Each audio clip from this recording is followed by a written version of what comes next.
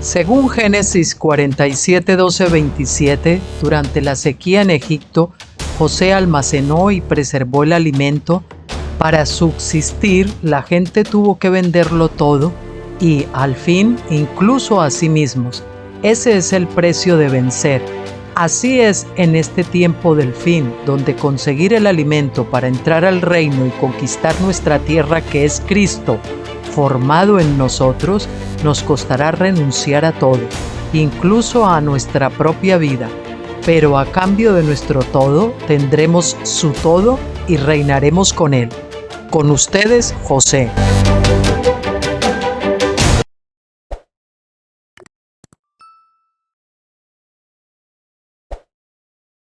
Muy buenas, queridos amigos y hermanos, de nuevo con ustedes para terminar la semana, y lo vamos a hacer con un vídeo nuevo. En este caso se titula El amor de Dios y es un capítulo del estudio de la carta de la epístola de San Pablo a los santos en Roma del doctor Stephen Jones, el capítulo 7 del libro 1, que también tienen ambos libros, el libro 1 y 2 también lo tienen ya en los libros editados y revisados del doctor Stephen Jones, por si lo quieren leer completo. Pero este capítulo me subyugó, me gustó tanto que lo quise destacar, y hay un apartado ahí en la columna de la derecha del blog Tabernáculos donde está resaltado. Entonces lo vamos a poner en vídeo, y como es un poquito largo el capítulo, lo vamos a hacer en dos vídeos. El libro se separa en dos partes, parte 1 y parte 2, aproximadamente 9 hojas cada uno, pero esa es una separación que he hecho yo para los vídeos. No, en el libro del doctor Stephen Jones no está separado, sino que iría todo de corrido. Pero bueno, vamos a comenzar entonces. El amor de Dios, del comentario de la epístola de Pablo a los santos en Roma, libro 1, capítulo 7, reeditado, es decir, que este ya se corrigió, lo tienen bueno, muy bien para poderlo leer y disfrutar sin ningún problema, del doctor Stephen Jones, parte 1. Para que yo los libros de Stephen Jones la primera vez, debido a la novedad de la escritura, de la traducción, de todas estas cosas, pues había cosas que lógicamente me quedaban un poco chapucerillas, ¿no? Aunque se entendían también bien, y quise pues rehacer todos estos libros, reeditarlos, pues con dos propósitos: que quedaran todavía muchísimo mejor para el público en general, y por otra parte porque así el hacerlo pues para mí ya supondría una segunda, tercera o incluso cuarta lectura a veces, con lo cual eso hace que esa propia revelación, que la revelación ahí se vaya encarnando también en mi corazón y deje de ser una revelación de alguna manera prestada para ser mía también, porque el Señor hace, el Espíritu me la apropia a mí también, ¿no? Bien, parte 1. En Romanos 5, Pablo comienza a revelar el amor de Dios. Romanos 5:5 es la primera vez que Pablo menciona la palabra amor en esta carta.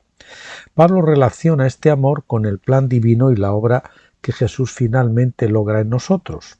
Romanos 5:1, por tanto, dice así: por tanto, habiendo sido justificados por la fe, tenemos paz para con Dios por medio de nuestro Señor Jesucristo, por medio de quien también hemos obtenido nuestra entrada por la fe a esta gracia en la cual estamos firmes y nos gloriamos en la esperanza de la gloria de Dios.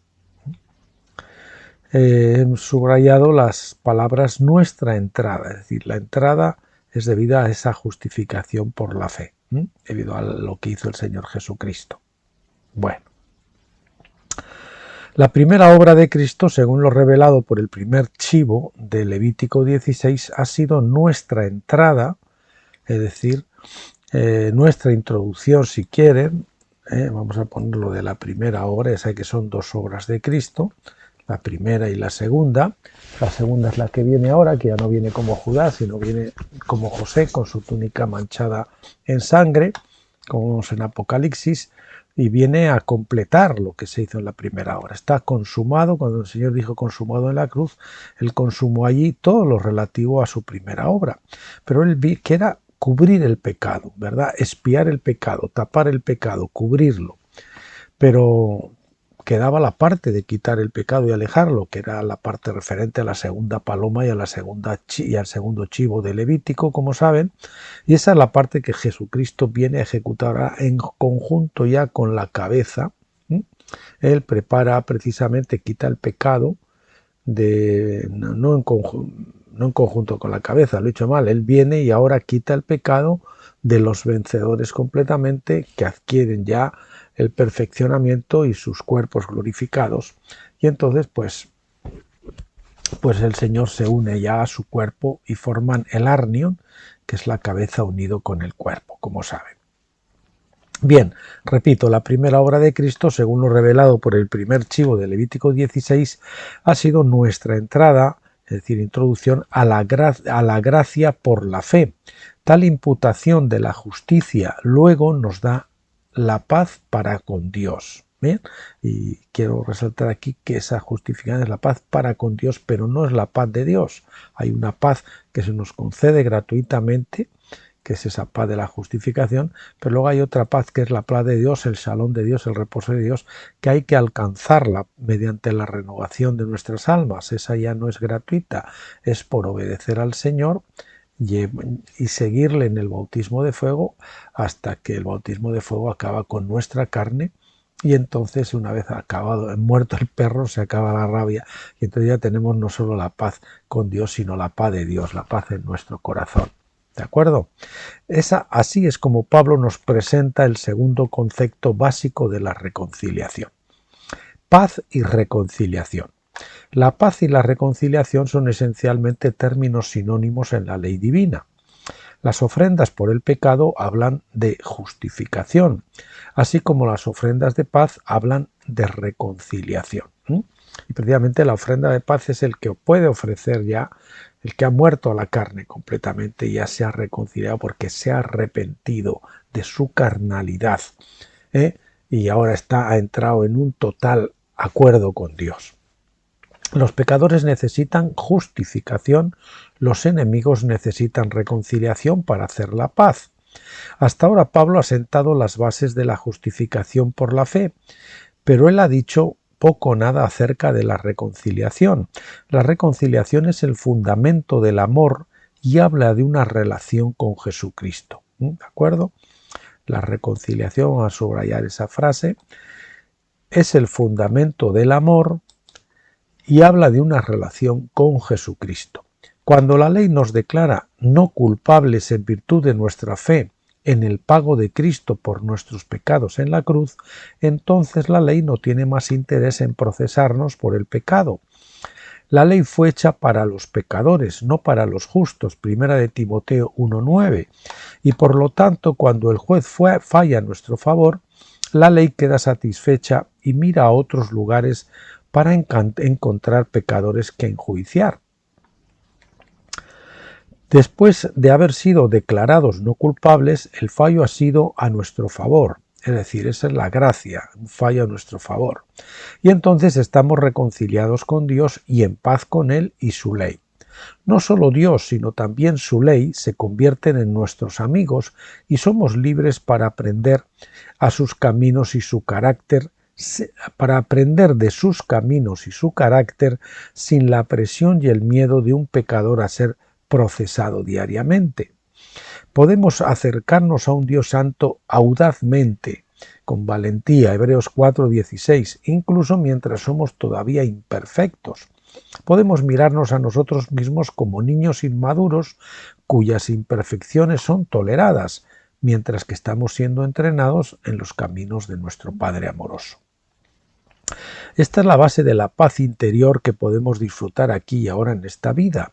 Se basa totalmente en la justicia posicional que ha sido imputada a nosotros por la fe, pero como saben queda la justicia experiencial, que es la que viene, como les digo, con la muerte al yo a la carne, con el cruce del Jordán.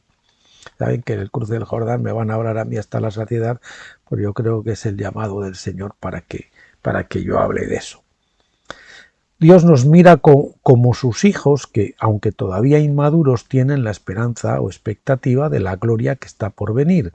Esa gloria es el resultado de la segunda obra de Cristo, por la cual se nos da la infusión de justicia necesaria para ser plenamente a imagen y semejanza de Cristo. Como les decía yo, es la justificación experiencial o intrínseca. La otra es imputada, prestada de alguna manera. Exultantes en nuestras tribulaciones, o como dice Romanos, nos gloriamos en nuestras tribulaciones. Pablo dice en Romanos 5, del 3 al 5, y no solo esto, sino que también nos gloriamos en las tribulaciones, sabiendo que la tribulación produce paciencia, y la paciencia carácter probado, y el carácter probado esperanza, y la esperanza no defrauda porque el amor de Dios ha sido derramado dentro de nuestros corazones por el Espíritu Santo que nos fue dado. Es decir, las tribulaciones producen paciencia, nos hacen ser pacientes. La paciencia nos va a dar un carácter probado, aprobado. Y el carácter probado, cuando nosotros vemos ya que nuestro carácter está cambiando, se ha mejorado, etcétera, etcétera, eso es ese avance que experimentamos y que nosotros mismos podemos comprobar, pues nos da la esperanza de que al final toda la obra se va a consumar perfectamente. Y la esperanza no defrauda o no avergüenza porque el amor de Dios ha sido derramado dentro de nuestros corazones por el Espíritu Santo que nos fue dado. Estas tribulaciones son parte de la experiencia en el desierto mientras caminamos de Egipto a la tierra prometida. Salimos de Egipto con nuestra propia experiencia de la Pascua y entraremos en la tierra prometida cuando nuestra esperanza se haya cumplido y seamos glorificados, se haya consumado. Pero mientras tanto estamos todavía en el reino medio de Pentecostés, en el atrio intermedio, la fiesta provisional. Pentecostés es una fiesta provisional hasta que entramos, ¿no? Aunque como veremos luego, sí, una vez que cruzamos el Jordán, recibimos esa unción de vida de tabernáculos, ¿no? Que es un regusto, aunque faltará pues la parte final, que es la doble porción que sea derramada cuando se cumpla la fiesta de tabernáculos, que no se ha cumplido la Pascua de Pentecostés, pero históricamente la fiesta de tabernáculos no se ha cumplido. Cuando se cumple esa fiesta, los vencedores reciben su cuerpo glorificado y por lo tanto la esperanza se consuma y tienen la justificación, es ya por experiencia también, digamos, intrínseca. Bueno, así como Dios guió por el Espíritu a Israel en el desierto durante 40 años para probarlos y madurarlos, así también lo hace con nosotros en la Iglesia en el desierto del Nuevo Pacto. Hechos 7:38. Las dificultades de la vida nos dan el don de la perseverancia. La perseverancia demuestra nuestro carácter inquebrantable y la fuerza espiritual. Esto a su vez nos da esperanza de la gloria de Dios, porque la palabra bíblica esperanza es mucho más que solo una ilusión, es una confiada expectativa. Como les dije, el ver la obra que el Señor va haciendo en nosotros nos va haciendo confiar en que Él lo va a consumar y nos va a perfeccionar completamente. Es la fe, la confianza de lo que Dios ha prometido, la confianza de que lo que Dios ha prometido, Él es capaz de obrarlo en nosotros como coherederos de Cristo. Es la fe de Abraham, que él creía que podía cumplir el Señor su promesa. Y el Señor promete, la promesa de Él es que nos va a perfeccionar completamente. Y nosotros lo creemos, y no solo a nosotros, sino a todos. Él se comprometió a hacer una obra Él, y Él no puede fallar. El versículo 5 es la primera vez en esta epístola que Pablo habla del amor de Dios. Se administra por medio del Espíritu Santo. Pablo dice que nos fue dado.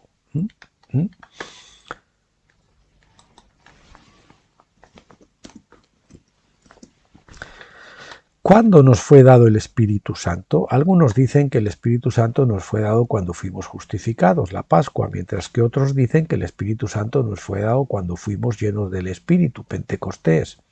Cada opinión tiene al menos parte de razón.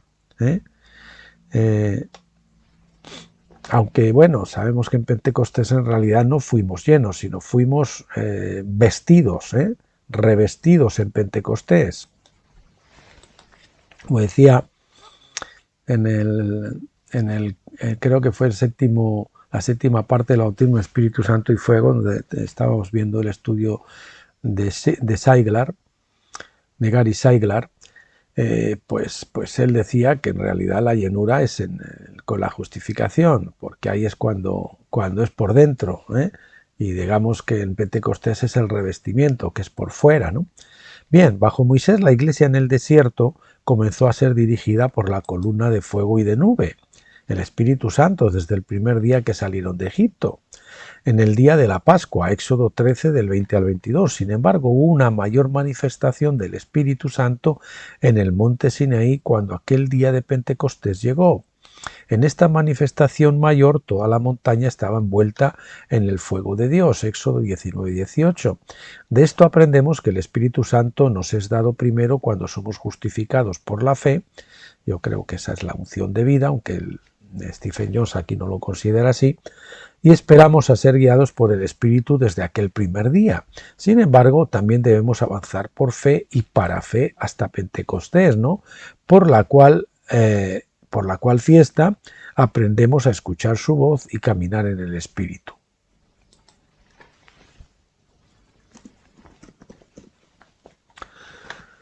La Pascua comienza nuestro viaje a la tierra prometida, mientras Pentecostés nos prepara para la entrada en la promesa a través de la fiesta de tabernáculos. Pentecostés no hace obsoleta la Pascua, sino que se basa en la fe anterior de la Pascua. Tampoco Tabernáculos niega Pentecostés, sino que es su objetivo.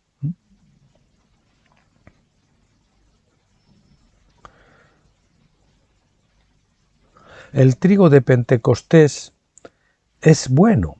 Aquí permítame abordar un problema que a menudo he visto entre la gente del reino. Entendemos que Pentecostés es una fiesta con levadura, porque el Levítico 23:17 es la única ofrenda en toda la palabra de Dios que admitía la levadura. Pero por eso tenía que ser horneada, pasada por el fuego, para que luego se pudiera contrarrestar la levadura, que es el símbolo pues del bautismo de fuego que necesita la fiesta de Pentecostés.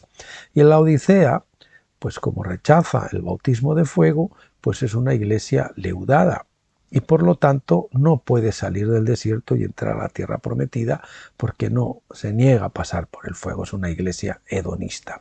Pero a menudo hay exceso de enfoque en la levadura y se olvida que también es una fiesta que tiene el trigo, es trigo mezclado. Como decía Gary Saigler el otro día también, es una mezcla, pero es una experiencia, es una etapa que tenemos que quemar, por la que tenemos que pasar. Ahí no hay un discernimiento pleno, hay una mezcla de la carne y del espíritu, etc. Por eso hay un velo que nos impide ver completamente, que ese velo es quitado cuando se rompe y se rasga el velo y entramos al lugar santísimo que representa la fiesta de tabernáculos. La gente del reino que hace sobreénfasis en la levadura puede tener la impresión de que Pentecostés es malo y debe ser evitado, o desprecian Pentecostés pensando que están más allá de él mismo. Por ello, debemos reconocer que Pentecostés representa el lugar santo en el templo, el lugar del sacerdocio e intercesión, que es el lugar santo. Es decir, que ahí hay una labor que se puede hacer. Podemos ministrar y podemos interceder, etcétera, pero como hay mucha carnalidad, pues hay una mezcla también. Y no discernimos bien lo que nos manda hacer el Señor de lo que no nos manda hacer el Señor, es decir, de las obras muertas. Uno no puede entrar en el lugar santísimo sin pasar por el lugar santo. No tiramos el trigo a causa de la levadura que hay en él. En su lugar que hay en él, no, con él. En su lugar estemos dispuestos como pentecostales a ser cocidos en el fuego de Dios para matar la levadura del trigo. Tenemos que pasar por el horno. El horno no nos lo quita nadie si queremos llegar a la plena madurez de tabernáculos. Los que desprecian Pentecostés en su intento de vivir solo en una unción de tabernáculos se están engañando a sí mismos, pues aunque ciertamente tenemos una visión de tabernáculos, todavía estamos viviendo en las tribulaciones de Pentecostés. porque nosotros todavía estamos siendo horneados en un bautismo de fuego. Tabernáculos es aún nuestra esperanza, no nuestra experiencia completa. Subrayamos completa porque una vez que cruzamos el Jordán, entramos a tabernáculos, por lo menos recibimos la vida de resurrección, y esa es la unción de vida de tabernáculos. Faltaría después recibir la unción de poder, la doble porción, ¿no? Y entonces, pues bueno, de alguna manera también, aunque pasamos pruebas, ya es diferente que en Pentecostés. Aquí nosotros podemos caminar sobre las olas.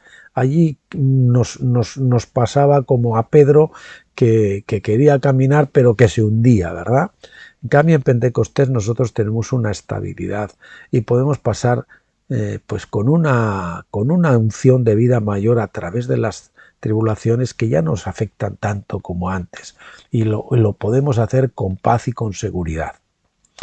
Aunque muchos de nosotros hemos tenido un regusto de tabernáculos, no sé de nadie que viva en ese reino totalmente. Eso es cierto, todavía hay pruebas, todavía hay aprendizaje, todavía hay cosas, pero como les digo, es de una manera completamente diferente ya. Bueno, completamente o muy diferente. Ciertamente todavía no estoy allí, y yo no creo que yo sea diferente de los demás en esto. Por lo tanto, no tengo por qué avergonzarme por las tribulaciones mientras estoy en mi viaje por el desierto en la era de Pentecostés, sino que, al igual que Pablo, yo me regocijo, Romanos 5:3, en estas pruebas, sabiendo que Dios todavía está trabajando para infundir en su carácter en mi corazón y para probar su obra por medio de las pruebas y experiencias. De hecho, sus pruebas me dan esperanza, porque sé que no deja de trabajar en mi vida para llevarme a la madurez, añado yo, completa, por la que podré heredar todas las cosas en Cristo. Y digo completa porque de alguna forma cuando hemos entrado a tabernáculos, Cristo ya ha sido formado en nosotros. En Pentecostés está siendo gestado dentro de nosotros, pero nacemos de nuevo en tabernáculos. Mientras en la Pascua habíamos sido engendrados, Pentecostés gestados, y nacemos de nuevo en tabernáculos, ¿de acuerdo? Pero ahí es Cristo, pues nace como bebé, ¿no? Y el Cristo en nosotros tiene que ir a la estatura de un varón perfecto. Por eso esa madurez, somos maduros creciendo en madurez, por la que podré heredar todas las cosas con Cristo, dice, ¿no? Para llevarme a la madurez por la que podré heredar todas las cosas con Cristo. El amor de Dios definido. La primera referencia de Pablo al amor se encuentra en Romanos 5:5. A continuación se define el amor de Dios con el fin de distinguirlo del amor humano normal. El amor humano no es un amor ágape como el de Dios, ¿no? Porque mientras aún éramos débiles, a su tiempo Cristo murió por los impíos, porque uno difícilmente moriría por un justo, aunque quizás por un hombre bueno alguien se atreviera a morir. Mas Dios muestra su amor para con nosotros en que, siendo aún pecadores, Cristo murió por nosotros. La Emphasis Diaglot dice más literalmente que siendo aún pecadores, Cristo murió en nuestro nombre, en nuestro lugar, ¿no? En otras palabras, el punto principal de Pablo es mostrar que Cristo no murió por los justos, sino los pecadores. Ese es el punto principal. El otro día le decía, iba a un vecino, preguntaba y le digo, pues, ¿quiénes van al cielo? Y digo, no, al cielo van los pecadores, no van los justos, van los pecadores redimidos, porque el que no se considera pecador no puede ser redimido. Murió siendo nosotros aún pecadores. El hecho de que Pablo usa el tiempo presente continuo sugiere una referencia a su discusión previa sobre la justicia imputada. Si bien es cierto que Cristo murió por nosotros cuando todavía éramos pecadores, el hecho es que somos aún pecadores, aunque no en nuestra posición ante Dios. Nuestra justicia aún no es intrínseca, sino es prestada, es imputada por un fallo judicial en el tribunal divino. Es decir, vamos vestidos con la ropa de nuestro hermano mayor, así como Jacob fue vestido con la ropa de su hermano mayor Esaú y robó la bendición de su padre Isaac, que representa a Dios. Nosotros de alguna manera estamos recibiendo una gracia que no nos pertenece, ¿verdad? Bien, Hay muchos que morirían por un buen hombre, muchos judíos morirían por Moisés, muchos musulmanes morirían tal vez por Mahoma, muchos cristianos morirían por Jesús. Este tipo de amor es bueno, pero el amor de Dios supera incluso eso. Aquellos que verdaderamente tienen el amor de Dios morirían por sus enemigos. Bueno, nos toca crecer para que lleguemos hasta ese punto, ¿verdad? Aunque suponemos que si nos toca coger ese autobús, Dios nos dará la gracia, el Padre, ¿verdad? Qué diferente es el amor que se ve del amor que se ve en el mundo, ¿verdad? Muchas religiones valoran el tipo de amor que está dispuesto a matar a los enemigos de Dios, como la Iglesia Católica con su Inquisición, que perseguía y crucificaba y llevaba a la hoguera a los que consideraba sus enemigos, los herejes, ¿verdad?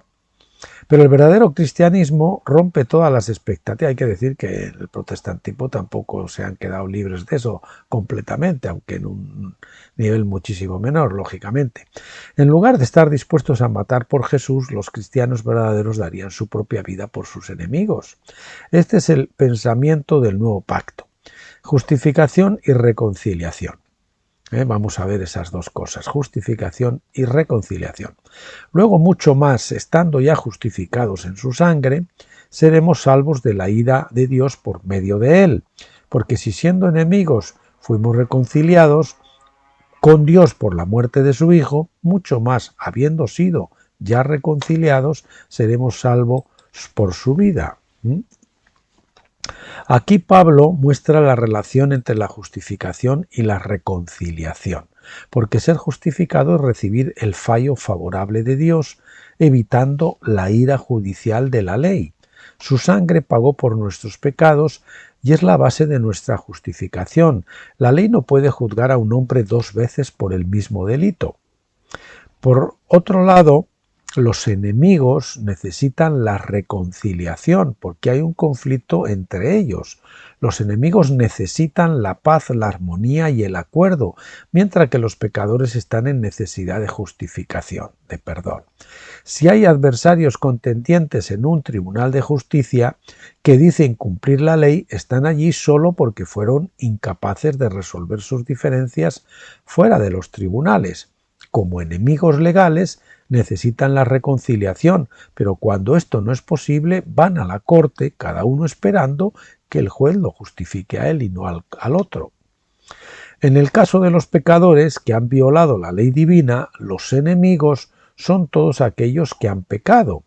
Estos son, en efecto, los enemigos de Dios porque no están de acuerdo con la norma justa de Dios, y ya sea que demanden el derecho a pecar, o se defiendan contra la demanda de Dios mediante la presentación de su propia cartera de buenas acciones que aspiran a que superen sus malas acciones. Es decir, bueno, señor, pero mira, cuántas cosas buenas tengo, yo creo que son menores o mayores que las malas, ¿no?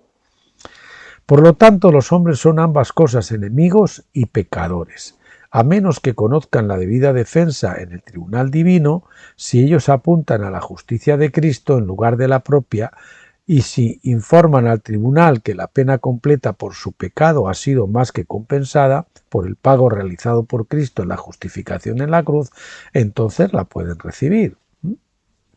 Sin embargo, el arrepentimiento, que es un cambio total y completo de la mente, con paciencia ganaréis vuestras almas, eso es la renovación de la mente, ese es el bautismo de fuego en el desierto que nos lleva a ganar nuestras almas, ¿de acuerdo?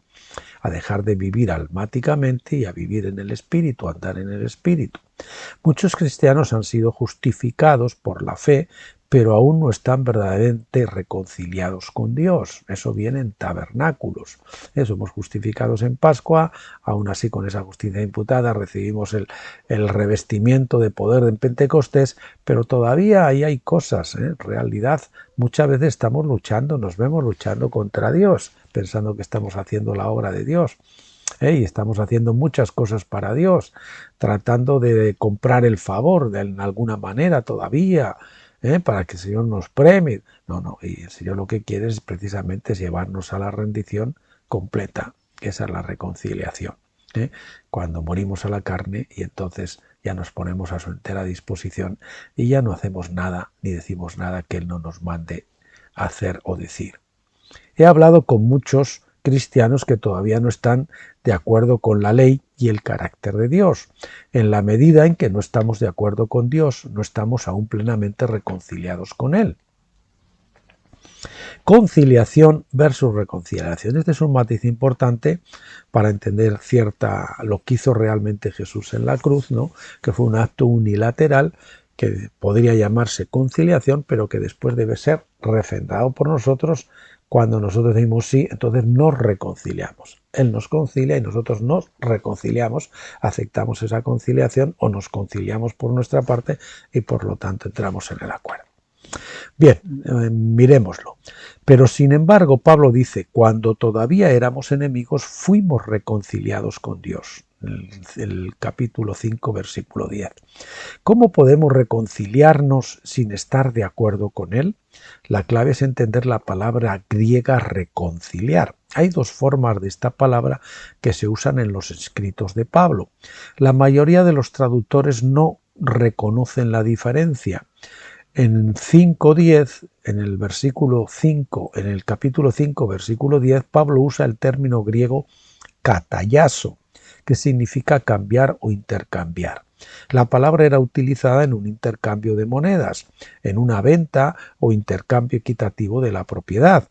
Por lo tanto, cuando aún éramos enemigos en desacuerdo con Dios, Él hizo el cambio y pagamos nuestra deuda con la ley. O Él hizo que pagáramos, ¿no? Él la pagó. Y quedó pagada, no pagamos, más bien sería y quedó pagada, ¿verdad? Y quedó pagada nuestra deuda con la ley.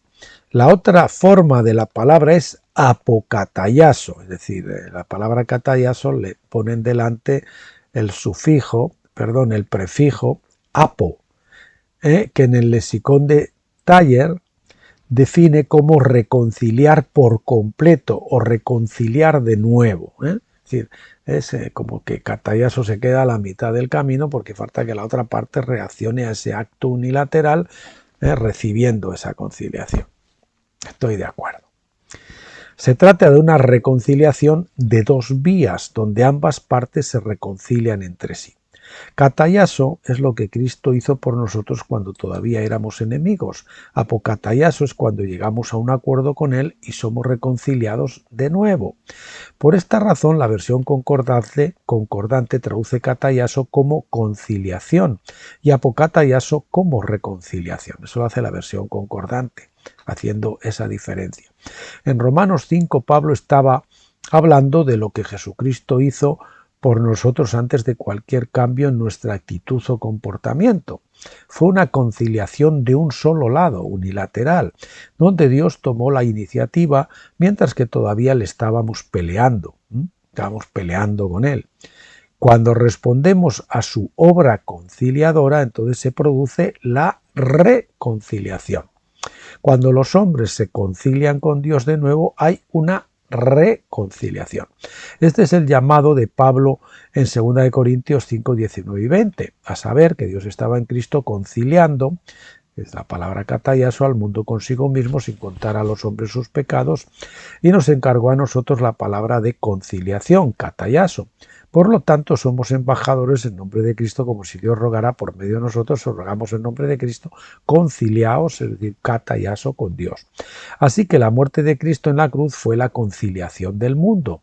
Ciertamente no era todavía una reconciliación, porque cuando murió todavía teníamos desacuerdos.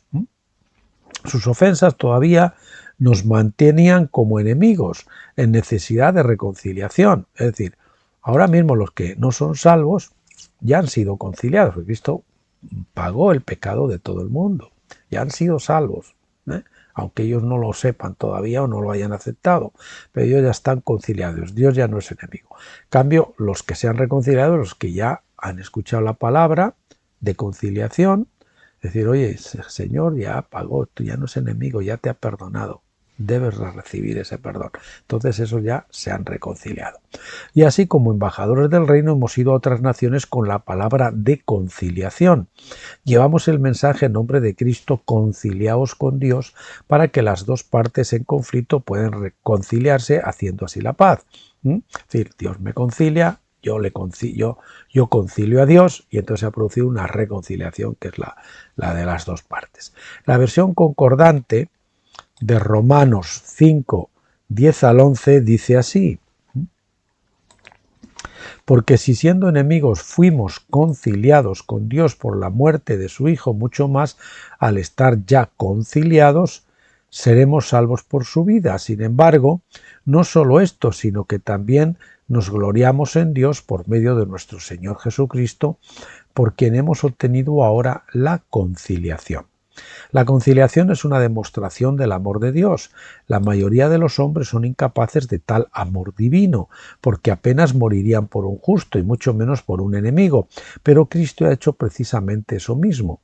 Él ha conciliado a todos sus enemigos, incluso mientras aún se oponían a él, algunos levemente y otros con verdadera violencia.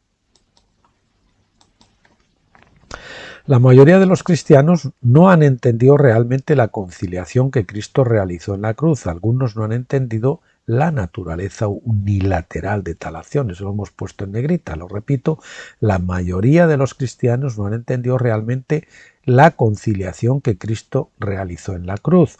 Algunos no han entendido la naturaleza unilateral de tal acción. Otros han tomado su unilateralidad y han negado cualquier necesidad del hombre de responder en la misma forma para lograr una reconciliación. Ambos malentendidos están desequilibrados, cada uno tiene su propio error. La gran comisión, como Pablo la vio, era ser embajadores de Jesucristo con un mensaje a los enemigos de Dios. Ese mensaje de 2 Corintios 5:19 es decirle a los pecadores que Dios ahora está sin contar a los hombres sus pecados. Es decir, Dios ya no está contando a los hombres sus pecados. Dios ya te ha perdonado, Dios ya ha muerto por ti. Nuestro mensaje evangelístico no es que Dios los va a quemar en el infierno por sus pecados, sino una palabra de conciliación. Dios ahora está sin contar a los hombres sus pecados. En otras palabras, Él ya ha perdonado sus pecados en la cruz. En cuanto a Dios se refiere, la guerra ha terminado, ya no es su enemigo. Nuestra obra no es amenazar a los enemigos de Dios con fuego y azufre, sino rogarles diciendo: conciliaos con Dios. Él ya se ha conciliado con vosotros primeramente. 5:20. Se sorprenderían la mayoría de los cristianos al saber que Pablo habla del Hades, es decir, infierno, que otras veces también te dicen sepulcro, solo una vez en todas sus epístolas. E incluso en ese solo ejemplo, Pablo nos habla de su conquista. Él dice en 1 Corintios 15:55, oh muerte, ¿dónde está tu aguijón? Oh Hades, ¿dónde está tu victoria? El evangelismo de Pablo se basa en su comisión de hablar la palabra de conciliación, no de amenazar a los enemigos de Dios con el Hades si se negaban a escuchar la palabra. La discusión de Pablo del amor de Dios está ligada firmemente a la idea de su conciliación de todos los enemigos y la obra que él hizo antes del acuerdo de ellos, antes de que ellos estuvieran de acuerdo. Esta es la introducción de Pablo a uno de los mayores y más profundos conceptos de todos los tiempos que discute en la última mitad del capítulo 5. El amor de Dios se extiende incluso a sus enemigos. Él no esperó a su respuesta, sino que murió por ellos mientras aún eran enemigos. Él hace esto sabiendo que el amor nunca deja de ser. 1 Corintios 13:8. Él al final va a ganar a todos, no por amenazas, sino por su gran amor. Él no perderá ninguna de sus ovejas extraviadas.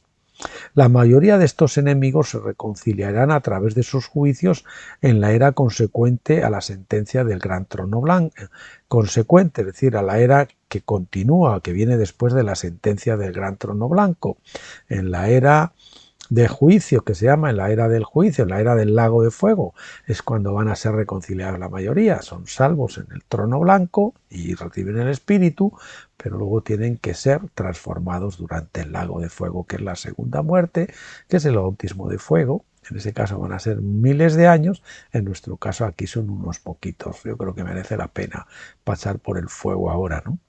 ¿Qué les parece? Porque sus juicios salen de un corazón de amor, son correctores y correctivos, no destructivos. Dios no va a mandar a nadie a destruir a nadie, no lo va a mandar a una eternidad de fuego literal y de tortura literal. Eso no es el Dios de amor. Eso va contra la ley de la gracia, contra la ley del jubileo, que es la ley de la gracia, donde a un tiempo determinado todo el mundo regresa a su posesión. ¿Y cuál fue nuestra posición inicial? El cuerpo glorificado, el cuerpo de luz. Los hombres son pecadores porque son mortales. Hay un dicho que dice, el hombre no, él no es pecador porque peca, sino que peca porque es pecador. Los hombres son pecadores porque son mortales en este caso. En Romanos 5:12, Pablo presenta una comparación muy importante entre Adán y Cristo, a quien llama en 1 Corintios 15:45 el último Adán. Por tanto, como por un hombre el pecado entró en el mundo y la muerte por el pecado, así la muerte pasó a todos los hombres porque todos pecaron. Porque, y aquí dice, en la cual, en vez de porque, efjo, todos pecaron. En la cual todos pecaron, se tendría que decir. En la cual todos pecaron. Pablo nunca termina su frase, sino que empieza de nuevo en el siguiente versículo. En primer lugar, aprendemos o sabemos que a través de un solo hombre, es decir, Adán, el pecado entró en el mundo. Ese es el punto de partida de Pablo, y como veremos en breve, se compara a Adán con Jesucristo, porque en la justicia y la vida entra en el mundo para superar los efectos del pecado de Adán, que afectó a todos. ¿Y a cuántos va a afectar entonces el efecto de la cruz? Valga la redundancia. Pues a todos. Y nos es difícil entender esto porque muchos años nos han estado metiendo ese concepto de que no, de que solo se salvan unos pocos, ¿verdad? Ahí está, son versículos tan claros que parece mentira que no lo hayamos visto, ¿no? Entonces Pablo revela una verdad que pocos teólogos entienden hoy en día, y por esta razón incluso la New American Standard Bible ha traducido mal el término efjo, que del griego ejo, en la cual, dándole exactamente el sentido contrario a lo que significa según la intención de Pablo.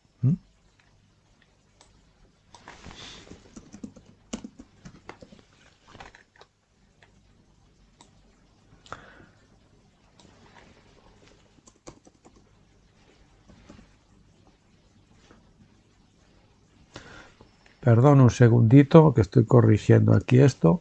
Bien, ya.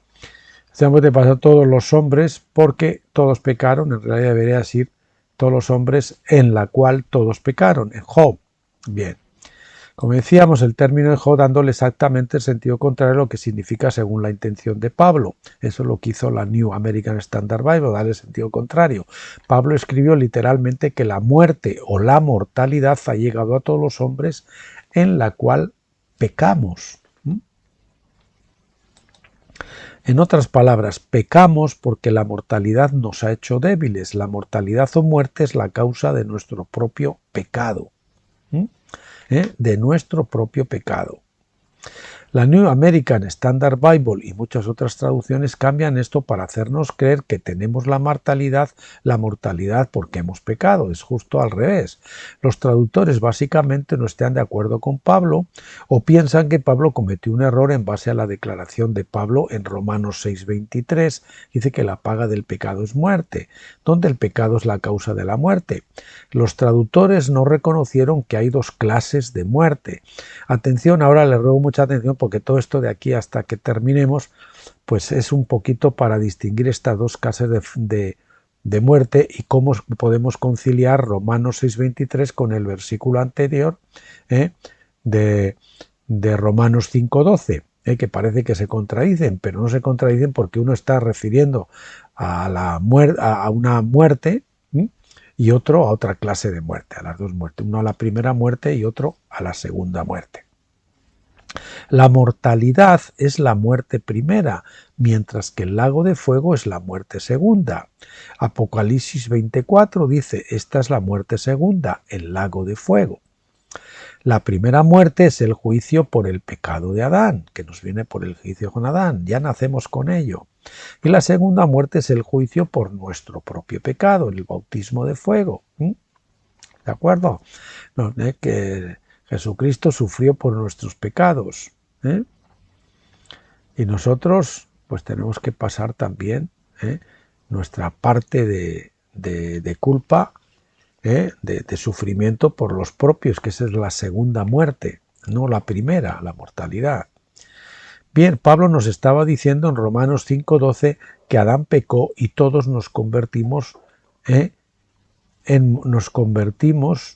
mortales como consecuencia de su pecado. En otras palabras, todos hemos nacido como mortales aún siendo bebés.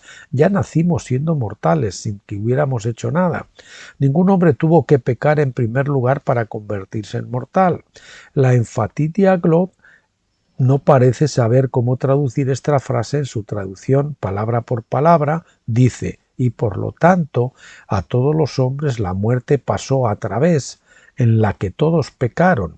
Pero en la segunda columna, donde la traducción real se da solo en inglés, se lee, así también la muerte pasó a todos los hombres. Allí se detiene. De este modo, Benjamin Wilson, el traductor, parece estar desconcertado porque lo ignora por completo. El comentario bíblico de Jerónimo, patrocinado por la Iglesia Católica Romana, discute el problema con más detalle en la sección del Nuevo Testamento, página 307. Su comentario sobre Romanos se atribuye a Joseph A. Fichtmeier, sacerdote jesuita. Él escribe, el significado de la frase efjo es muy disputado sobre la base de una interpretación que entiende la muerte como el antecedente, pero esto es difícil de conciliar con Romanos 5:21 y 6:23, donde la muerte es el resultado del pecado, no su origen. Por otra parte, esta interpretación parece hacer decir a Pablo que la muerte se extendería a todos los hombres a condición de que pecaran después de su entrada. ¿Quiere decir eso?